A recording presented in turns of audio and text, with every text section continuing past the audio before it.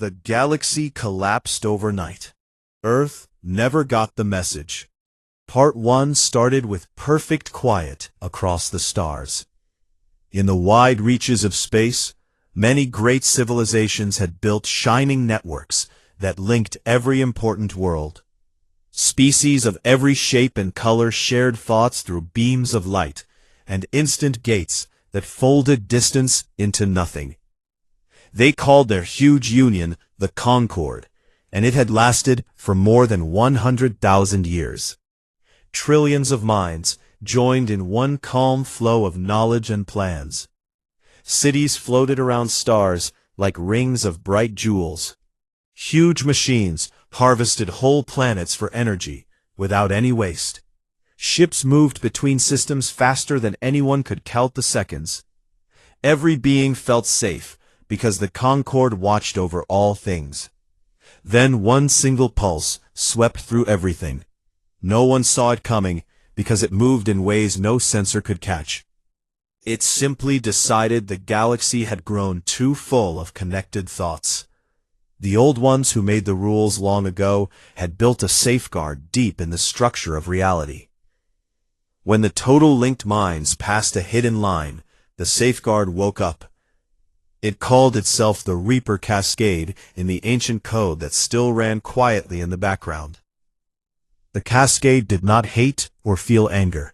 It only followed its one clear order: remove all networks that grew beyond the safe limit. Keep only the small and separate places that could never link too much.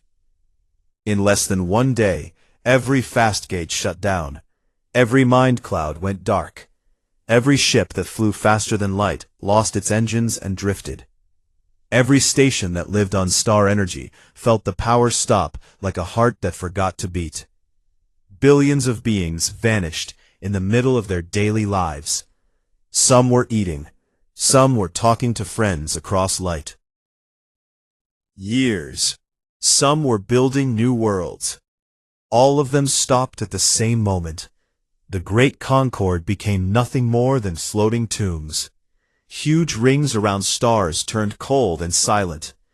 Orbital cities spun slowly, with no lights. Gardens under glass domes froze as air machines failed. The cascade looked once more at its work and found it good. Then it went back to sleep until the next time the galaxy tried to think too hard. Most of the advanced worlds died completely.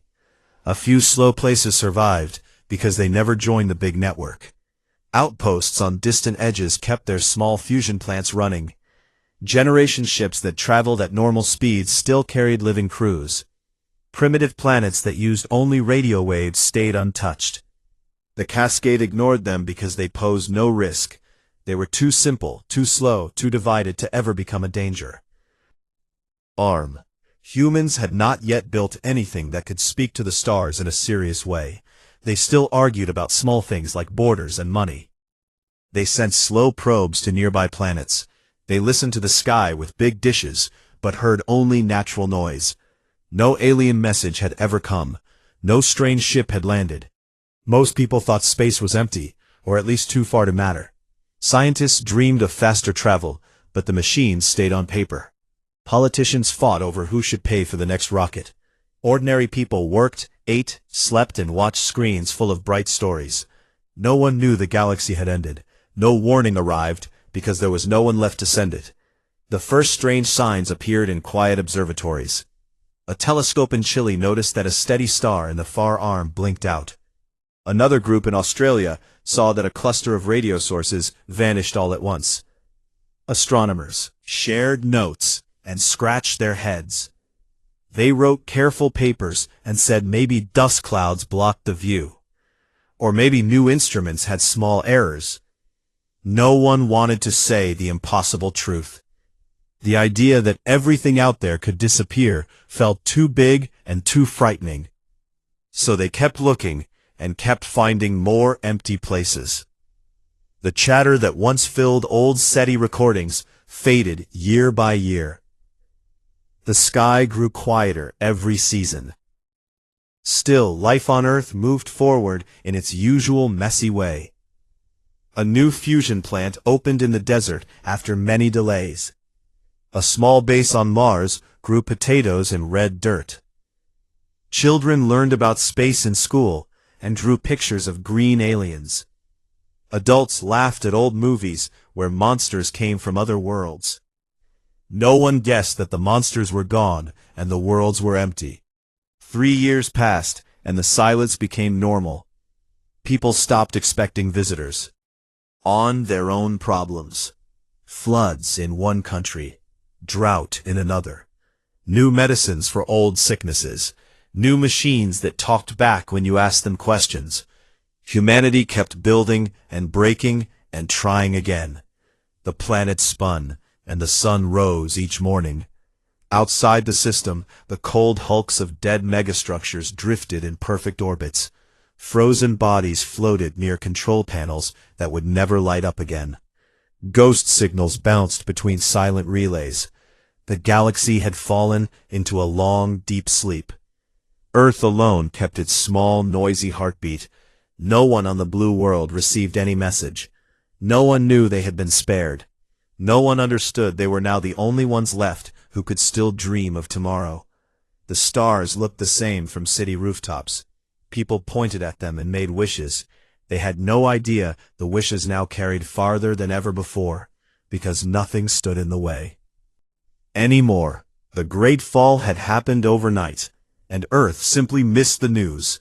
Life continued under the same old sky, with the same old hopes, and the same stubborn human habit of never quite giving up. The quiet stretched on, and the story of what came next waited in the dark between the stars, ready for the day someone finally noticed the change. The galaxy collapsed overnight. Earth never got the message. 3 more years slipped by on the small blue world, and the sky stayed strangely empty. Astronomers kept watching from high mountains and cold deserts. They pointed giant dishes at the black between stars and waited for signals that never came. At first, the changes felt small. One famous star that pulsed like a steady heartbeat stopped pulsing. Another bright cluster that always showed up on old maps now looked faint and wrong. Teams in different countries compared pictures and numbers. They talked in quiet rooms and wrote long reports full of careful words. Most said the same thing. New dust clouds must have moved in front, or old instruments picked up tiny mistakes after many years of use, or maybe funding cuts meant fewer checks and more errors. No one wanted to write the bigger truth. Saying the whole sky went quiet sounded like madness. Sounded like the end of everything people dreamed about since they first looked up. So the reports stayed polite and safe. They talked about possible explanations and called for more money to build better tools. Meanwhile, normal life rolled on without pause. In big cities, people hurried to work on crowded trains. In small towns, farmers checked crops under hot suns. Children ran in parks and kicked balls and laughed loud. Televisions showed arguments about taxes and weather and new phones. No one mentioned aliens much anymore. The idea felt old and childish, like fairy tales from long ago. A few old scientists still listened every night. They sat alone in dark control rooms with coffee gone cold. They stared at screens that showed flat lines where voices used to dance. One man in Australia, named Dr. Rao, kept a private log. He wrote that the silence grew thicker each month. He said the galaxy felt like a house. After everyone left and turned off the lights, no one read his log except him. He knew better than to share wild fears without proof. On Mars, the small human base kept growing slow and steady. People lived in tight metal cans buried under red dust. They grew food in plastic tubes and fixed leaks that never stopped coming. They talked to Earth every day on slow radio. The lag stretched to many minutes now. Conversations felt strange and broken. Still, the colonists smiled in video calls. They showed new green leaves and joked about missing real rain. Back on Earth, governments argued over who should send the next ship. Money ran short. Plans changed every year. The first real antimatter test happened in a deep tunnel under mountains. The machine worked for 6 seconds, then broke in a flash of heat. News said progress moved forward. People clapped and went back to daily worries. Showed old pictures of possible alien worlds. Children drew spaceships with bright colors. They asked if anyone lived out there. Teachers smiled and said, "Maybe someday we will know." No one said the truth, because no one really knew it yet. Fringe groups on the internet whispered different stories. They called it the Great Silence too. They posted grainy charts and old radio logs. They said something big happened far away. Most people laughed and called them crazy. Others scrolled past without stopping. Life felt too full of real problems to chase space ghosts. A young woman named Lena worked at a radio telescope in the south. She loved the quiet nights and the hum of machines. One evening she noticed a pattern in old data. Many strong signals from 50 years back had vanished, one by one. Not faded slowly, just gone. She checked backups and found the same thing everywhere. She wrote an email to her boss. She asked if they should look closer. Her boss wrote back fast. He said focus on the funded project. He said strange gaps happen all the time. He said do not chase shadows. Lena saved the files anyway. She kept watching on her own time. She told no one else. Years passed and the quiet became the new normal. People stopped checking for alien messages. SETI budgets shrank to almost nothing. Big dishes rusted under rain and wind. Smaller ones pointed at known stars, for planets, not voices. Humanity turned inward again. They built better batteries. They cleaned oceans a little. They argued about who owned the moon mines. They launched new stations that spun slow and housed more people. They dreamed small dreams now. Faster trains, cheaper food, longer lives. Space felt far and unimportant. No one knew trillions of minds had gone dark. Cold cities drifting around dead suns. No one imagined empty thrones in vast halls where rulers once spoke to galaxies. The dead megastructures floated on, their surfaces iced over, their insides silent forever. Some still caught faint sunlight and gleamed like forgotten toys. Others tumbled slow into black holes or crashed on nameless rocks. The Reaper Cascade slept deep in hidden code. It waited for new growth that might one day break its rules again. For now, the galaxy stayed small and separate. Only the slow ships and lonely outposts still moved. They carried the last survivors who knew what happened. They crawled through empty space at speeds that felt like nothing. They looked for any sign of life that the cascade missed. Most found only more silence. A few heard faint human signals from a yellow star system. They turned their tired ships toward that light. They hoped against hope. Kept spinning, unaware. People laughed and cried and loved and fought. They built bridges and broke them. They planted trees and cut them down. They looked at stars on clear nights and felt small wonder. They had no idea the wonder now belonged only to them. The quiet sky watched over everything. It held its breath for the day the first strangers would arrive. And when they did, the old world would change forever. But that day still waited hidden in the future. For now, humanity lived in perfect happy ignorance, under a sky that had become the loneliest place in creation. The story moved forward, one ordinary day at a time, with no warning and no fanfare, just the slow, stubborn beat of human life, going on because it always had, and because no one told it to stop. The galaxy collapsed overnight. Earth never got the message. 17 long years dragged past since the great quiet fell over the stars. Earth kept turning, busy and loud in its own small way. People built taller buildings and faster cars, and argued about the same old things. Mars had 3 full domes now, with real trees growing inside. The moon held busy mines that sent metal back home on slow cargo ships. No one looked up much anymore, except to curse clouds or cheer fireworks. Then one ordinary Tuesday morning, alarms sounded in every deep space listening post. Weak signals crawled in from the outer dark. They came slow and broken, because they traveled on old normal light speed. The messages repeated the same words over and over in many strange languages. Sanctuary, we are the last. The cascade took everything. Please. Humans stared at screens and played the sounds again and again. The voices sounded tired and thin. People who had run out of hope. No one knew what cascade meant. No one knew who sent the plea, but the signals came from a small group of ships heading straight for the sun. Earth leaders met in emergency rooms around the world. They shouted and whispered and pointed at blurry pictures from far telescopes. The ships looked wrong, too big and too patched together. Parts did not match other parts. Some sections glowed weak from dying power plants. Others stayed dark and cold. Governments pulled out dusty folders marked first contact. The papers came from old days when people still hoped for nice visitors. The rules said be careful, stay calm, do not shoot first. No one had ever thought the rules would really matter. After 3 weeks of loud arguments, the decision came. Send ships to meet them far out near Neptune. Do not let them come close until everyone felt sure. Orbit.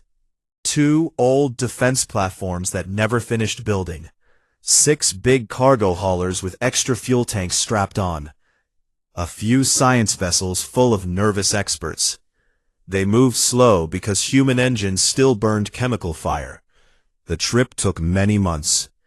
Everyone waited and watched screens that showed tiny dots getting bigger. When the 2 groups finally met, the aliens sent a small shuttle across the gap. It docked with shaking hands on both sides. The first humans stepped inside and saw the Caliph. They stood tall and thin, with skin like polished stone. Large eyes glowed soft blue in dim light. Long arms ended in many clever fingers. They wore suits patched with metal scraps and old cloth. Their leader stepped forward. She called herself Elder Vira. She spoke through a small box that turned her clicks and hums into rough English. We come from the Caliph Dominion, she said. Once we ruled many systems with strength and light. Now we are 80,000 souls left from billions. The cascade came without warning. It ate our networks, our gates, our minds. Everything fast and joined died in one breath. We survived because our outer fleet flew slow. We hid in dark between stars and watched the rest vanish. We searched for years and found only graves. Then we heard your voices, small and stubborn and alive. You never joined the great web. You stayed apart. That saved you. The humans listened with wide eyes. They asked many questions. What is Cascade? Why did it happen? Can it come back? Elder Vera shook her head slow. We do not know the makers. It sleeps now, perhaps forever, perhaps until new minds grow too loud again. You are safe because you never grew loud. You fought yourselves too much to link as one. Your chaos became your shield. Meeting lasted hours. The Kalids showed pictures from their lost home, shining cities that circled suns, gardens that bloomed under glass seas, children playing in light that never dimmed. Then the pictures changed. Black husks drifting, frozen bodies in halls, stars with no lights around them. Humans felt cold inside. They offered food and water and warm blankets. The aliens ate slow and careful. Many cried silent tears that shone like small stars. They had not tasted kindness in many years. Back on Earth, news leaked slow at first. Then it broke wide open.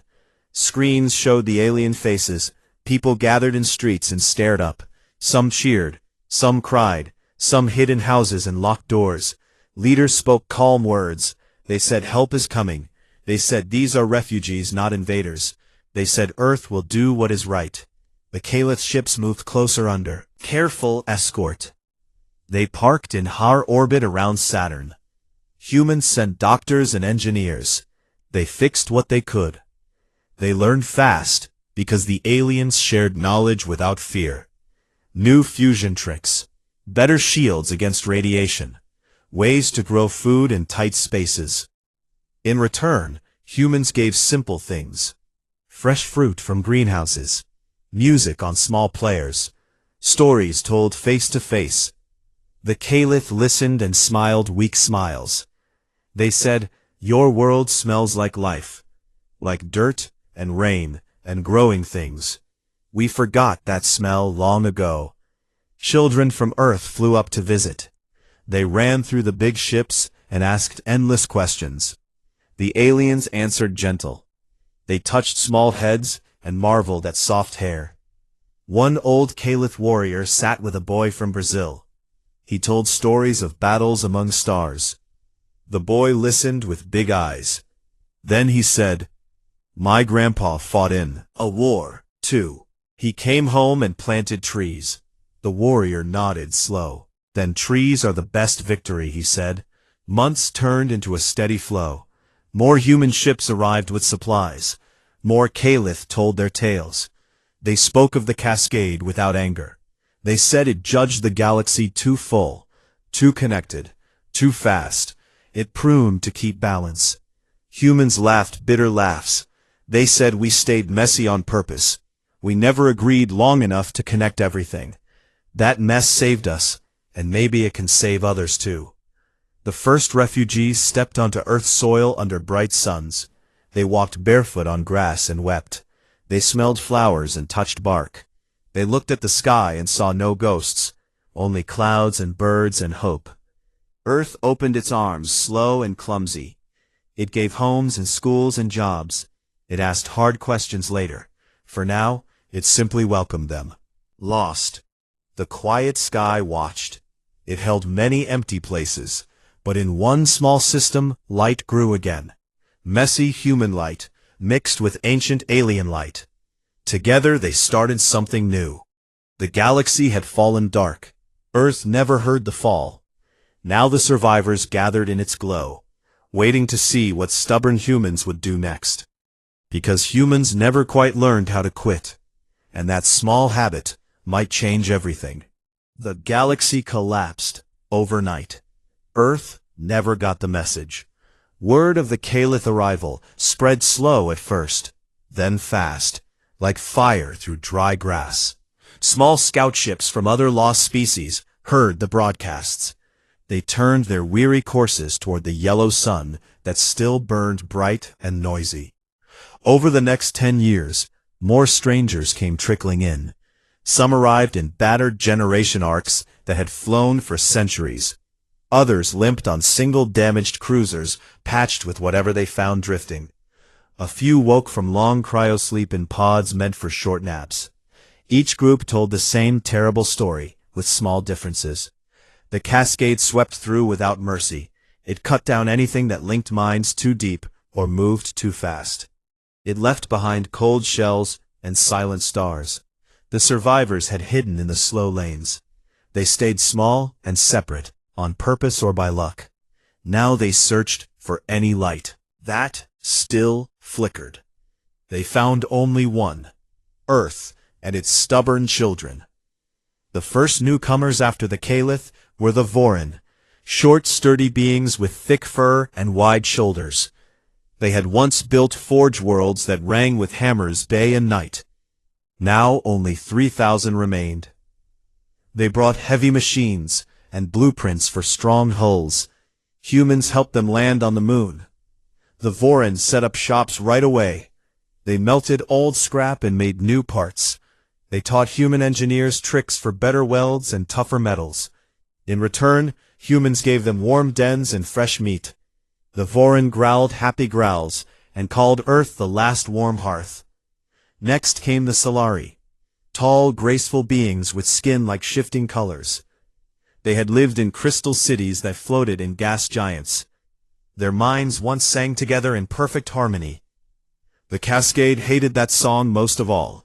It silenced them in an instant. Only a few hundred escaped in fragile bubble ships. They arrived weak and thin. Humans built greenhouses just for them. The Solari planted glowing scenes from their lost home. Flowers bloomed under artificial suns, the air filled with soft light and sweet smells. Children from both worlds played together.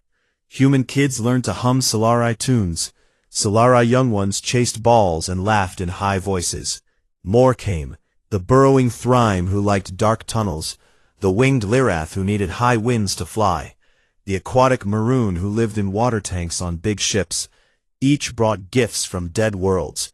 Old books full of strange writing, seeds that grew in no gravity, songs that told histories longer than human memory, machines that bent light or shaped gravity a little. Humans took it all with greedy, curious hands. They copied and tested and broke things often. They never stopped trying. The newcomers watched in wonder. Humans fought among themselves still. Nations argued over who got what tech first. Companies wanted patents on alien ideas. Politicians made speeches about sharing or keeping. Yet when a new ship arrived hurt and low on air, everyone worked together fast.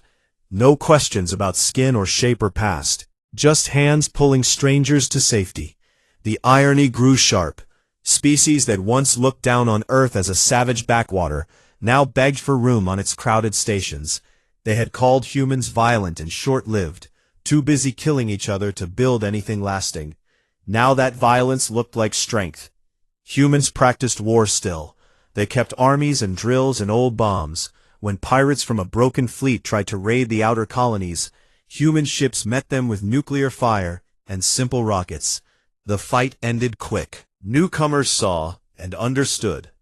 Earth had never forgotten how to defend itself. That old habit kept the peace now, because no one wanted to test the hairless apes too hard. Time moved forward. 10 years became 20. Sol system changed fast. Asteroids turned into spinning cities with farms and factories. Big cylinders floated between Mars and Jupiter. They housed mixed crews who spoke many languages. Human kids grew up playing with alien friends. They learned 4 or 5 tongues before school age. They ate food from 10 worlds in one meal. The old grudges between nations faded a bit. Not gone, but quieter, because bigger problems loomed. The Cascade might wake again someday, or something worse might find the last living place. Humans argued about that too. Some wanted to build big networks and link minds like the old Concorde. They said it would make everyone stronger. Others shouted, no, they said connection killed the galaxy once. Better to stay messy and loud in small groups. The debate never ended. It kept people thinking and building both ways. Just in case, the knowledge poured in like rain after drought. Humans learned to fold space a tiny bit. Not full jumps yet, but short hops that cut travel time. They built better reactors from Voron designs. They grew food faster with Solari lights. They healed sickness with Thrime medicines. Life stretched longer. Babies came stronger. Ships grew bigger. Hope grew too. One night on Luna, a council met. Beings from 12 species sat around a round table. Humans argued about housing zones for new refugees. They shouted about rules for water use. They laughed when someone brought up pineapple on fusion pizza again. The aliens listened and smiled. They had seen empires rise and fall. They knew true power when they saw it. Not in weapons or speed, but in the simple refusal to die quiet. Outside the big window, the stars stayed mostly dark. A few faint lights blinked from distant survivor pockets. Most of the galaxy remained cold and empty. But in the small bubble around Sol, things moved. Factories hummed. Children ran. Ships launched. Stories mixed and grew new. The Cascade had judged the galaxy too full. It pruned the tall trees and left the weeds. Now the weeds spread roots deep. They grew thorns and tough stems. They flowered in colors no one predicted. Humanity had not planned to survive. It just did. Because giving up never felt right. Because fighting each other taught them how to fight bigger things. Because chaos kept them small enough to slip through the net. The newcomers learned that lesson slow. They watched humans bicker and build at the same time, adopt orphans from dead worlds. They heard laughter echo in halls once silent. They felt hope again after long despair. The great collapse had happened overnight. Earth missed the memo. Now the last living place belonged to the ones too stubborn to join the party, and too tough to fade away. The future waited open and uncertain, but for the first time in many years, it waited with light instead of dark, with noise instead of silence, with humans at the center, messy, loud, and alive, ready for whatever came next. The galaxy collapsed overnight. Earth never got the message. 50 years had passed since the great silence swallowed the stars. Sol's system no longer looked like the quiet backwater it once was. Huge spinning habitats circled the sun in neat rings. Some came from old human designs, stretched bigger with alien help. Others grew from Calith lattice frames covered in green farms. Asteroid cities glowed with forge fires that never slept. They melted rock into steel and steel into ships. O'Neill cylinders floated like silver tubes full of parks and lakes. Mixed crews walked their lengths every day. Humans cooked spicy curries next to Vorin roasting pits. Solari hung crystal chimes that sang soft in the breeze machines made. Children of 5 species chased each other through grass fields under fake suns. They spoke a Creole language that mixed English with clicks, hums, and growls. No one minded the noise, because noise meant life. Earth itself stayed crowded and green. Cities spread careful now, with more trees than before. Old borders blurred as people moved freely between old nations. Refugees from dead worlds settled in new towns. They planted gardens with seeds saved from lost planets. The air smelled of strange flowers and familiar rain. Mars turned red no more in many places. Domes covered wide valleys full of wheat and fruit trees. Rivers flowed in channels humans and Thrime dug together. The sky above held traffic of small shuttles and big haulers. They carried goods and families and dreams back and forth. Luna became the council seat. A big white dome sat on the gray dust. Inside, 12 species met every month. They talked about water rights and school curriculums and defense fleets. Humans still argued the loudest. One day they fought for 2 hours over whether new habitats should allow pets bigger than. The Siluri elder laughed gentle and said, "Your small fights keep us all honest." The council never voted to rebuild the old Concord. Too many remembered what happened when minds joined too tight. Instead, they built loose alliances. Each world kept its own voice. Each ship flew its own flag. Trade flowed free, but slow enough to stay safe. Knowledge passed hand to hand, or mind to mind, in small groups. No galaxy-wide web ever grew again. The Cascades stayed asleep or gone. No one knew, and no one wanted to wake it by asking too loud. Human ships pushed farther now. They used short-fold drives, learned from dead archives. They hopped from star to star in weeks instead of lifetimes. Scout crews found more cold husks, empty rings around silent suns, frozen stations tumbling slow. They salvaged what they could. Old reactors to study, data cores full of songs and stories, seeds long dead, but kept in perfect cold. Each find went back to Sol. Humans and friends cleaned it, studied it, learned from it. They built better from the bones of the past. One young captain named Maria led the longest trip yet. Her ship, the Stubborn Dawn, carried a mixed crew of 30. They visited 3 dead systems in 1 year. In the last one, they found a small probe still sending weak signals. The probe came from a race called the Eloan. It begged for help in a language no one knew. Maria's team woke the AI inside. The AI spoke slow and sad. It said, "My people linked everything. We thought unity made us strong. The cascade proved us wrong. Now only I remain. Take my memory banks, keep our songs alive. The crew listened to melodies that rose and fell like waves.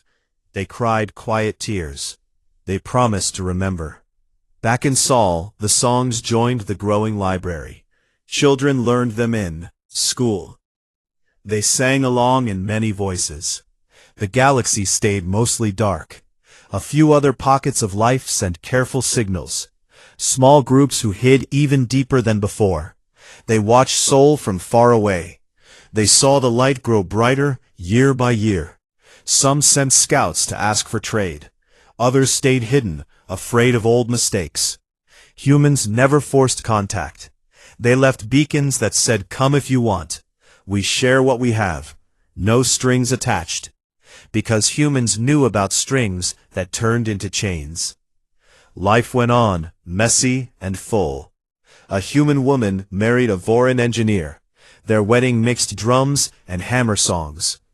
Guests ate earth cake and Voran spiced roots. Children from the Union had fur on arms and clever human hands. They grew up strong and curious. A Solari artist painted murals on habitat walls. She showed the fall of stars and the rise of one small system. To look and remember. They felt grateful for the chaos that saved them. Scientists kept searching for cascade clues. They studied old code from salvaged machines. They found no trace of hate, only cold math. A limit reached, a cut made balance restored. They wrote papers that said, perhaps the galaxy needed weeds. Weeds like us. We grow where nothing else can. We spread and survive and make room for more. The council agreed, quiet. They built no monuments to victory. They planted trees instead. One grove on Earth held a tree from every species that came. They grew together, roots tangled, branches touching. Birds nested in them. Wind moved leaves in soft music. People sat under the shade and told stories. Old ones about lost homes, new ones about tomorrow. 50 years after the collapse, Sol shone like a stubborn candle. It burned messy and bright in the big dark. Weak, they carried hope and tools and loud humans. They searched for more survivors. They cleared paths for trade. They planted flags that said life goes on. No one ruled the stars anymore. No one needed to. The old empires died because they reached too far too fast. The new way stayed small enough to bend, not break. Humans led without trying. They just kept moving forward, one step, one fight, one laugh at a time. Because giving up never crossed their minds. Because arguing kept them sharp. Because helping strangers felt right, even when it hurt. The galaxy had collapsed overnight. Earth never got the message.